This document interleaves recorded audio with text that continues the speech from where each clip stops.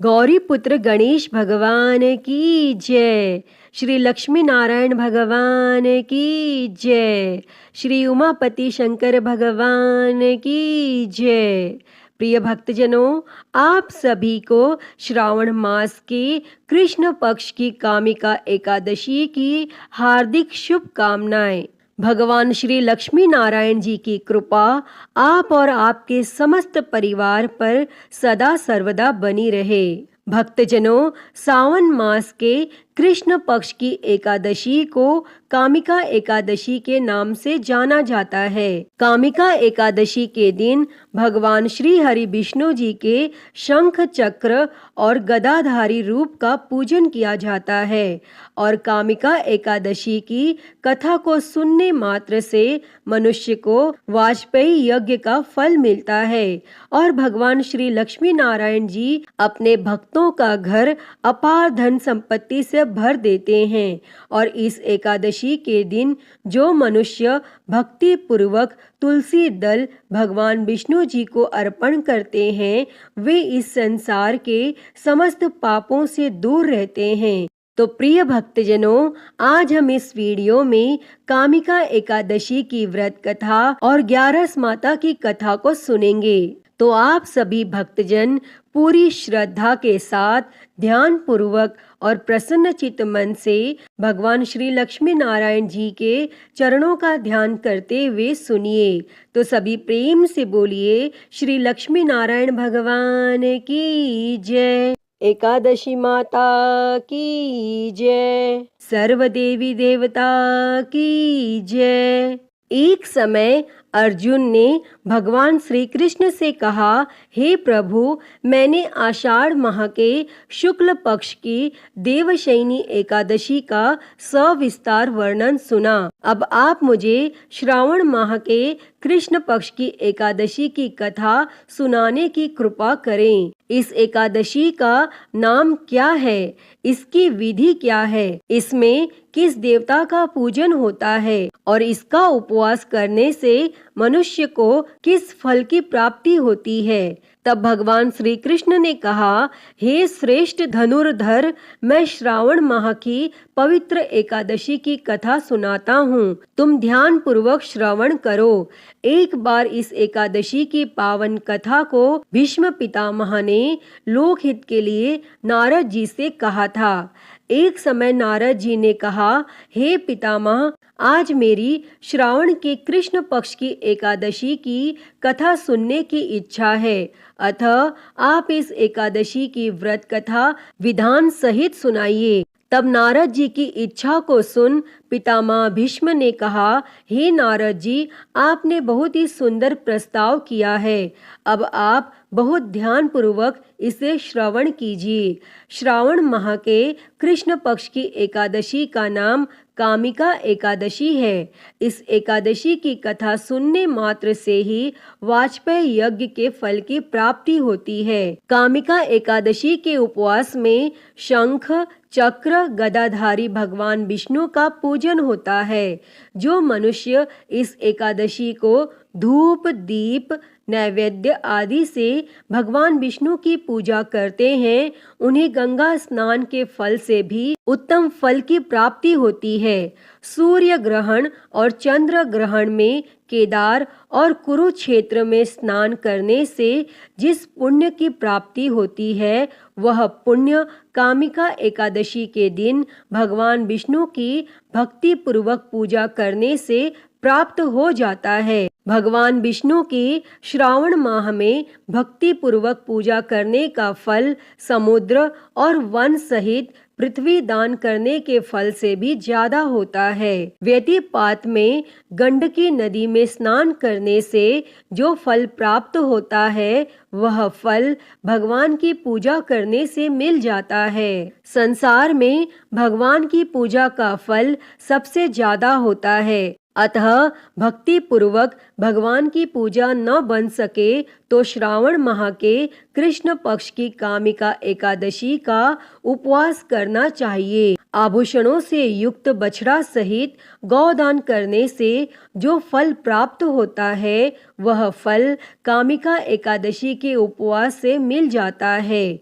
जो उत्तम द्विज श्रावण माह के कृष्ण पक्ष की कामिका एकादशी का उपवास करते हैं तथा भगवान विष्णु का पूजन करते हैं, उनसे सभी देव, नाग, किन्नर, पितृ आदि की पूजा हो जाती है और इसलिए पाप से डरने वाले व्यक्तियों को विधि विधान सहित इस उपवास को करना चाहिए।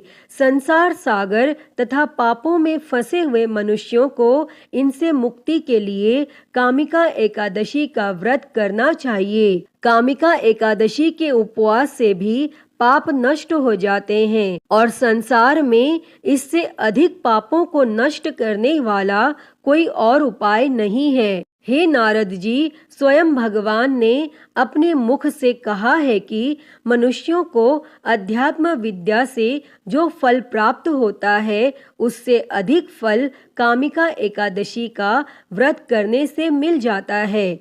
इस उपवास के करने से मनुष्य को न यमराज के दर्शन होते हैं और न ही नरक के कष्ट भोगने पड़ते हैं और वह स्वर्ग का अधिकारी बन जाता है। और जो मनुष्य इस दिन तुलसी दल से भक्ति पूर्वक भगवान विष्णु का पूजन करते हैं, वे इस संसार सागर में रहते हुए भी इस प्रकार अलग रहते हैं जिस प्रकार कमल पुष्प जल में रहता हुआ भी जल से अलग रहता है। और तुलसी दल से भगवान श्री हरि का पूजन करने का फल 1 बार स्वर्ण और 4 बार चांदी के दान के फल के बराबर है। भगवान विष्णु रत्न, मोती, मणि आदि आभूषणों की अपेक्षा तुलसी दल से अधिक प्रसन्न होते हैं।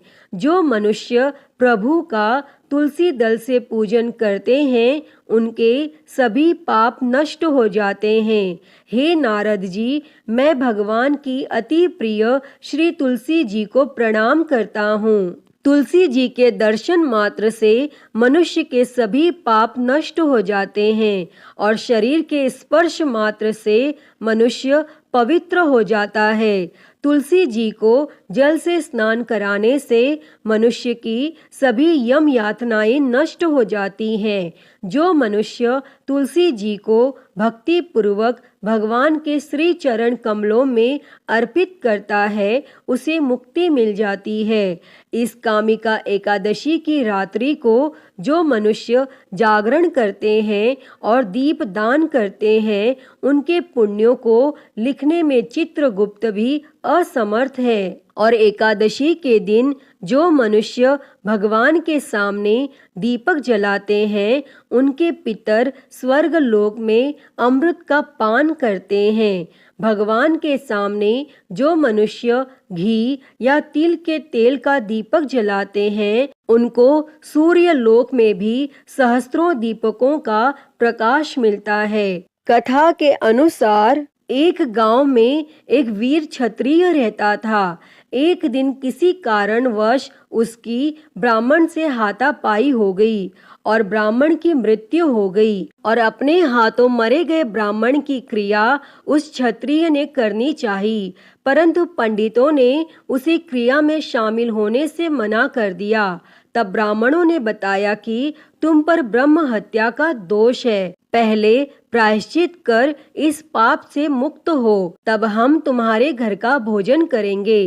तब इस पर क्षत्रिय ने पूछा कि इस पाप से मुक्त होने के क्या उपाय हैं? तब ब्राह्मणों ने बताया कि श्रावण माह के कृष्ण पक्ष की एकादशी को भक्ति भाव से भगवान श्रीधर का व्रत एवं पूजन कर ब्राह्मणों को भोजन करा के सदक्षिणा के साथ आशीर्वाद प्राप्त करने से इस पाप से मुक्ति मिलेगी। और तब पंडितों के बताए हुए तरीके पर व्रत करने वाली रात में भगवान श्रीधर ने क्षत्रिय को दर्शन देकर कहा कि तुम्हें ब्रह्म हत्या के पाप से मुक्ति मिल गई है और इस व्रत के करने से ब्रह्म हत्या आदि के सभी पाप नष्ट हो जाते हैं और इस लोक में सुख भोग कर प्राणी अंत में विष्णु लोक को जाते हैं। इस कामिका एकादशी के महात्म्य के श्रवण व पठन से मनुष्य स्वर्ग लोक को प्राप्त करते हैं।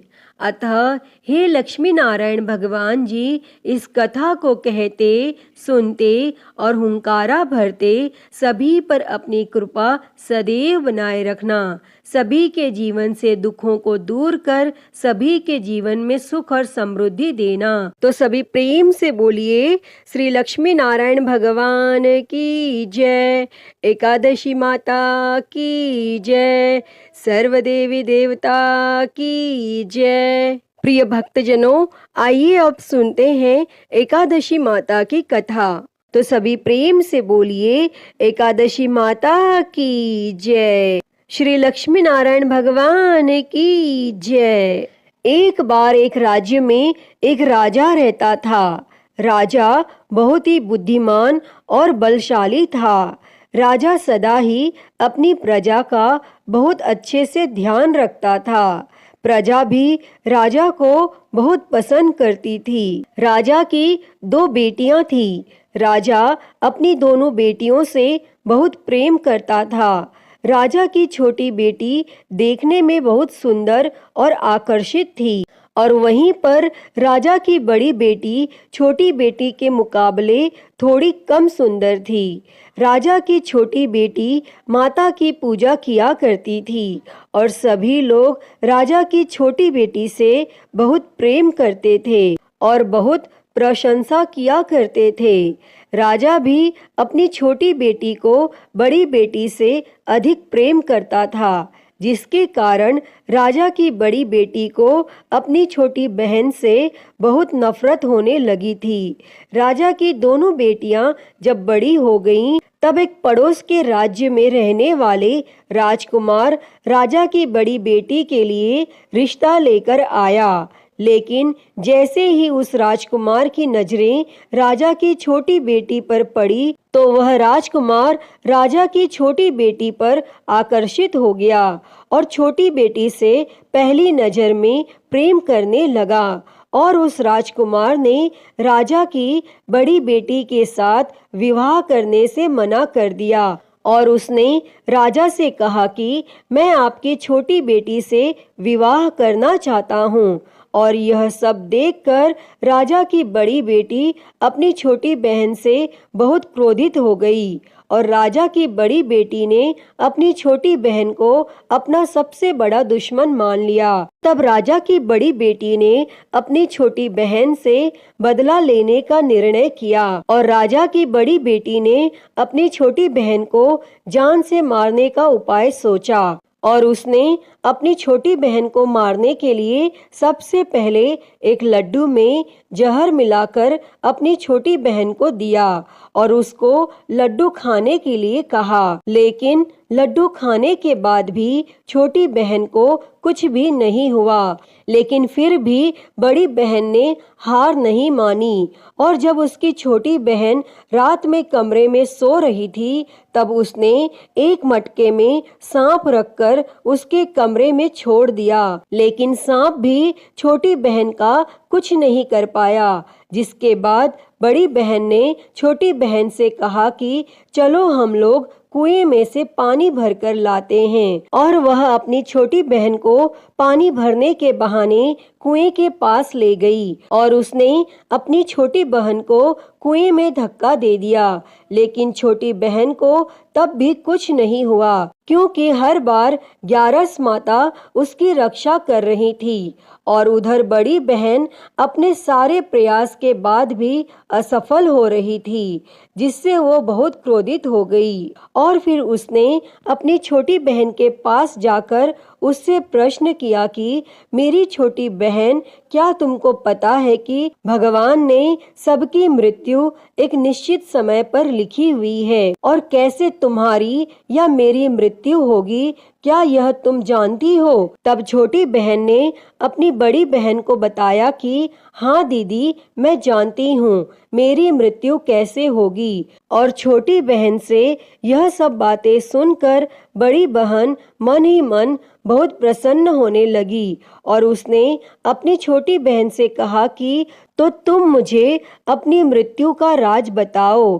तब छोटी बहन ने अपनी बड़ी बहन से कहा कि मेरी मृत्यु तो एक तोते में है, जो तोते के गले में एक हार है, उससे मेरी मृत्यु होगी। जब कोई भी व्यक्ति तोते को मारकर उस हार को अपने गले में पहने तो मैं मूर्छित हो जाऊंगी, और जैसे ही उस हार को अपने गले से उतारे तो मैं वापस से जीवित हो जाऊंगी। और फिर अपनी छोटी बहन की मृत्यु का राज जानकर बड़ी बहन बहुत खुश हुई और उसने अपनी छोटी बहन को मारने के लिए उसके पालतू तोते को ढूंढना शुरू कर दिया। और छोटी बहन को इस बात का आभास हो गया था कि कोई उसकी जान लेना चाहता है, जिसके लिए वह अपने पिताजी के पास गई और उसने अपने पिताजी से कहा कि पिताजी, मेरी मृत्यु के बाद आप मुझे मत जलाइएगा,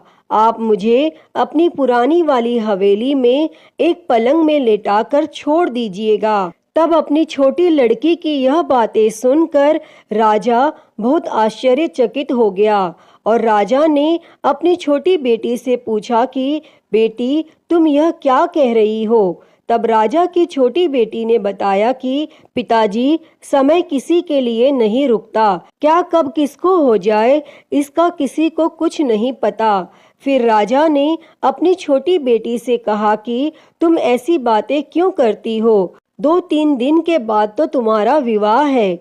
लेकिन छोटी बेटी ने अपने पिताजी को ऐसा करने पर मजबूर कर दिया और उनसे वचन ले लिया और राजा ने भी अपनी छोटी बेटी की बात स्वीकार कर ली। और 2-3 दिनों के बाद जब शादी का समय आया तब राजकुमार बारात लेकर राजा के घर आया और राजकुमार और राजा की छोटी बेटी का विवाह शुरू हो गया। और जैसे ही राजा की छोटी बेटी राजकुमार के साथ फेरे लेने लगी तो उसकी बड़ी बहन अपनी छोटी बहन के कमरे में जाकर उसके तोते को पकड़ लेती है और उसको जान से मार देती है और तोते के गले में जो हार था उसको अपने गले में धारण कर लेती है। और जैसे ही बड़ी बहन उस हार को अपने गले में धारण करती है तो उधर छोटी बहन 3.5 ही फेरे ले पाती है और वहीं पर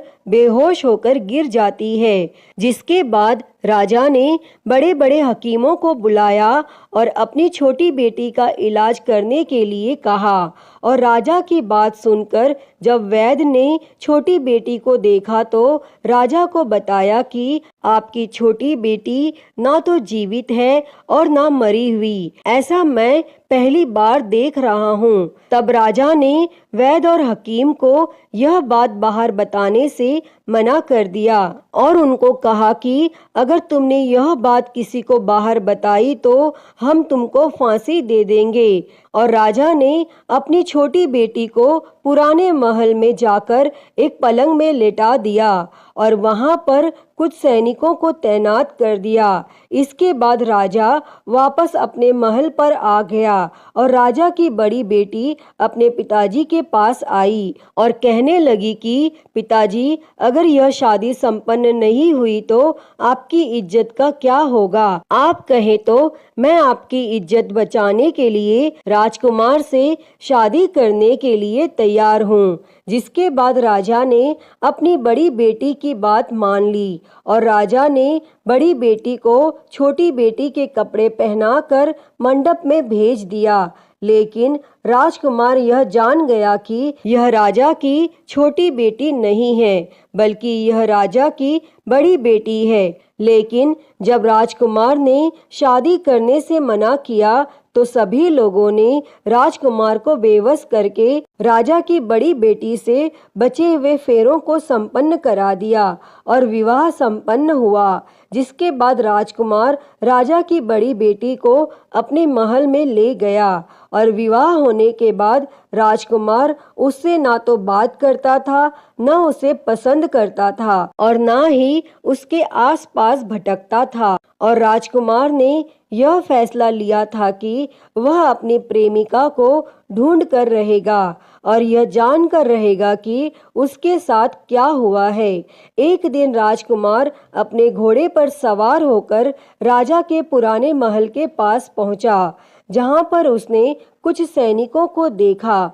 महल के पास पहुंचकर राजकुमार ने जब महल को ध्यान से देखा तो वह समझ गया कि यह तो हमारे ससुर जी का ही महल है। तब राजकुमार ने सैनिकों से पूछा कि तुम लोग यहाँ क्या कर रहे हो और इस महल के अंदर उस पलंग में कौन लेटा है। जिसके बाद सैनिकों ने बताया कि यहाँ पर राजा की छोटी बेटी लेटी है। और यह सुनकर राजकुमार बहुत प्रसन्न हो गया और वह तुरंत अपनी प्रेमिका के पास पहुंच गया और उसकी सेवा करने लगा।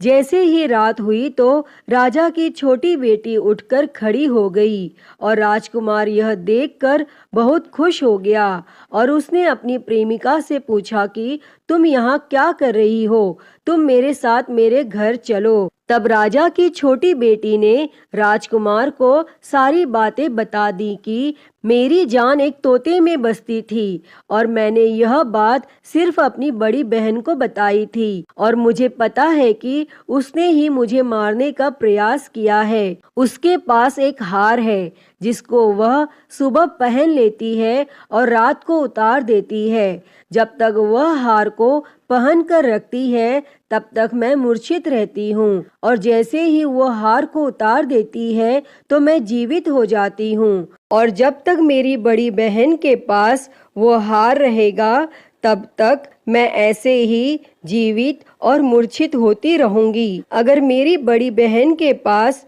जो हार है वो मेरे हाथ लग जाए तो मैं हमेशा के लिए जीवित हो जाऊंगी।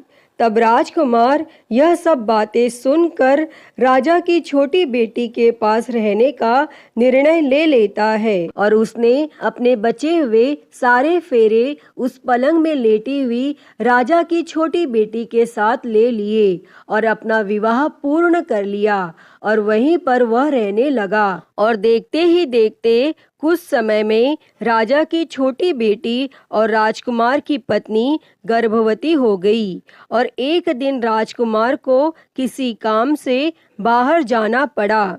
तब छोटी बहन के पेट में बहुत तेज से दर्द होने लगा, जिसके बाद उसने माता का आह्वान किया, जिसके बाद वहाँ माता प्रकट हुई और उन्होंने अपने भक्त के दर्द को दूर किया और एक पुत्र की प्राप्ति करवाई। तब वहीं पर अचानक से राजकुमार भी आ गया।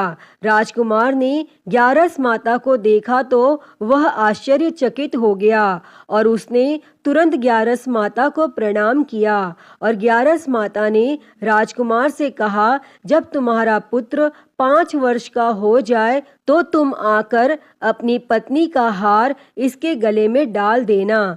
और देखते ही देखते राजकुमार और राजा की छोटी बेटी का पुत्र 5 वर्ष का हो जाता है। तो राजकुमार अपने बेटे से कहता है कि बेटा, मैं कुछ काम से बाहर जा रहा हूँ, तुम अपनी माता का ध्यान रखना। और वह वहाँ से चला जाता है और राजकुमार को बाहर निकलता हुआ बड़ी बहन के सैनिक देख लेते हैं और बड़ी बहन को जाकर सारी बातें बता देते हैं, जिसके बाद बड़ी बहन अपनी छोटी बहन के पुत्र को वहाँ से उठवा लेती है और उसको मरवा देती है। छोटी बेटी के पुत्र के 2 टुकड़े करवा देती है। पहला टुकड़ा चक्के के पास छुपा देती है और दूसरा टुकड़ा अपने पलंग के नीचे रख लेती है। और तब ग्यारस माता भिखारी का रूप लेकर आती हैं और एक भिखारी का रूप रखकर बड़ी बहन के पास चली जाती हैं, जिसके बाद वहां पर वह भिक्षा मांगने लगती हैं। तो बड़ी बहन अपने नौकरों से कहती है कि जाकर भिक्षा दे दो, लेकिन जैसे ही नौकर ग्यारस माता को भिक्षा देने के लिए आते हैं तो माता उन्हें मना कर देती है और कहती है कि मैं तुम्हारी महारानी से ही भिक्षा लूंगी। जिसके बाद बड़ी बहन स्वयं ही भिक्षा देने के लिए माता के पास आती है। तब माता एक बिल्ली का रूप लेकर उसके कमरे में चली जाती है और वहाँ पर छोटी बेटी के पुत्र के 2 टुकड़े को आपस में जोड़ देती हैं और उसे जीवित कर देती हैं और फिर उसे वहाँ से ले जाती हैं। तब राजकुमार अपने बेटे को लेकर अपनी पत्नी के पास जाता है और उसे कहता है कि तुम इसका ध्यान रखना, अगर तुम इस बच्चे का अच्छे से ध्यान रखोगी तो मैं तुमसे बात करूंगा। और एक दिन राजकुमार अपने बेटे से कहता है कि तुम अपनी माता से उनके गले का हार मांग लो। तो अपने पिता की बात मानकर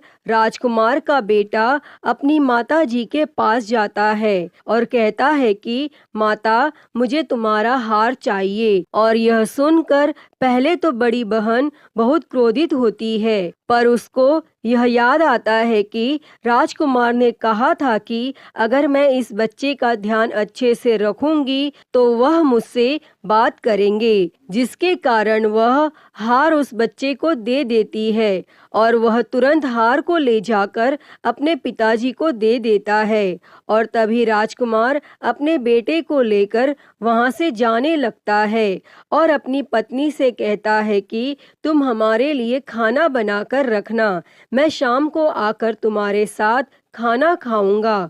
और वह अपने बेटे को लेकर वहां से चला जाता है और उसके बाद वह राजा के पास जाता है और उनको सारी बातें बता देता है। तब राजा अपनी बड़ी बेटी की यह करतूत सुनकर बहुत क्रोधित होते हैं और अपनी परवरिश पर ही दोष देने लगते हैं।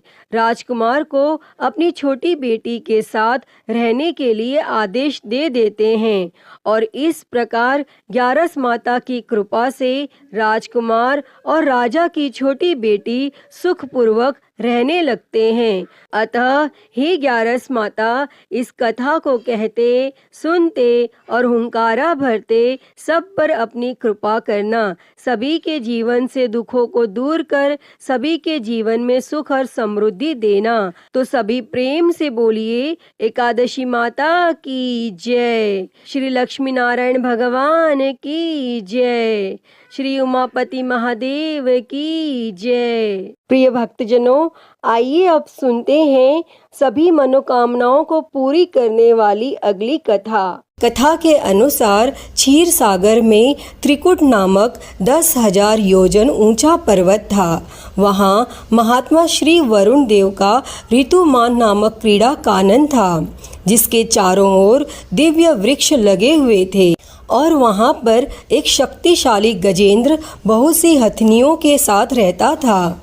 एक दिन गजेंद्र बहुत से हाथियों के साथ वहाँ स्थित सरोवर पर पहुँचा और गजेंद्र की गंध को सूंघकर सिंह, सर्प, अजगर आदि हिंसक पशु डर के मारे भाग गए और उसकी कृपा अनुग्रह में भालू, गीदड़, बंदर, हिरण आदि छोटे पशु निर्भय होकर घूमने लगे और गजराज कमल पराग से मिश्रित जल को सूंघता हुआ जलाशय में प्रवेश कर अमृत के समान जल को पीने लगा और उसके पश्चात थकावट को दूर करने के लिए अपनी सूंड में जल भरकर अपनी देह पर डालने लगा और अन्य हाथियों के साथ जल क्रीड़ा करने में मग्न हो गया और देवयोग से उसी जलाशय में रहने वाले बलिग्राह ने उसका पांव पकड़कर गहरे जल में खींच लिया। गजराज की सहायता करने के लिए अन्य हाथी हथनियों ने उसे खींचा, लेकिन कोई भी उसका सहायक न हो सका और 1000 वर्ष तक युद्ध चलता रहा। कभी गजेंद्र ग्राह को खींच लेता तो कभी ग्राह गजेंद्र को पानी में अंदर की ओर खींच लेता, लेकिन ग्राह जल में रहने के कारण ज्यादा बलवान हो गया और गजराज निर्बल हो गया। लेकिन जब ग्राह ने गजेंद्र को गहरे पानी में खींच लिया तो गजराज ने भगवान श्री हरि विष्णु का स्मरण किया और गजेंद्र कहने लगा कि आपके कारण देहधारियों में चेतना है और करुणा रूप में सब में आप विद्यमान हैं। प्रभु, आप मेरी रक्षा करने वाले, अज्ञानियों के अज्ञान को दूर करने वाले, आप अंतर्यामी और सब में विद्यमान हैं और आप ग्रह से मेरी रक्षा करें। हे नारायण, मुझे मुक्त करने के लिए प्रकट हो। मैं इस ग्रह से छूटकर भी जीना नहीं चाहता। मुझे इस मूढ़ योनि से छुड़ाने के लिए प्रकट हो। हे प्रभु, मैं आपकी शरण में आया हूँ, मेरा उद्धार करें। और तब इस प्रकार गजेंद्र की स्तुति सुनकर नारायण भगवान प्रसन्न हुए और गरुड़ पर बैठकर वहां पहुँचे जहां गज और ग्राह में युद्ध हो रहा था। भगवान नारायण को देखकर हाथी ने सूंड में एक कमल लेकर नारायण भगवान को नमस्कार किया और भगवान ने ग्राह से ग्रसित हाथी को सरोवर से खींचकर एक चक्र द्वारा ग्राह के मुंह को फाड़ दिया और गजेंद्र को बचा लिया। और यह सब देखकर सभी देवताओं ने फूलों की वर्षा कर श्री हरि भगवान विष्णु की स्तुति की। ग्राह पूर्व जन्म में हुहु नामक एक गंधर्व था जो कि देवल ऋषि के श्राप के कारण ग्रह के रूप में पैदा हुआ था और इस पाप से मुक्त होकर वह फिर से गंधर्व बन गया।